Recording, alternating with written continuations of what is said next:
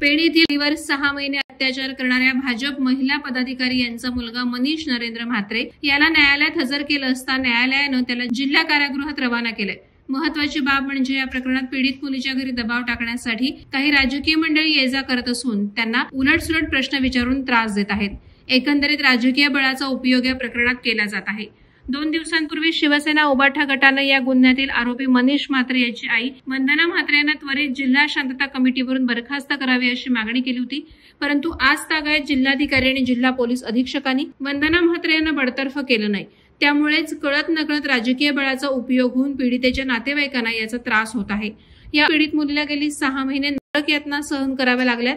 त्यातच मेडिकल तपासणी अंती मोठी धक्कादायक बातमी बाहेर आली। याचा विचार करता या प्रकरणातील आरोपीला जास्तीत जास्त शिक्षा होणं गरजेचं आहे, परंतु आरोपीवर राजकीय वरदहस्त असल्याने पेण येथील काही स्वतःला समाजसेवक म्हणणाऱ्या मंडळी मूग गिळून बसलेल्या पाहायला मिळत आहेत। तर शिवसेना उबाठा गट वगळता कोणीही राजकीय मंडळींनी या प्रकरणात ब्रश शब्द देखील काढलेला नाही। पेण तालुक्या व्यतिरिक्त इतर ठिकाणी ज्या वेळेला महिलांवर अत्याचार झाला त्यावेळी मोर्चा काढणारी मंडळी आज गप्प का असा सवाल उपस्थित होत आहे। त्यामुळे पीडितेच्या नातेवाईकांना संरक्षण देण्याची मागणी होत आहे। वादळवारा लाईव्हसाठी किरण बांधणकर, पेण।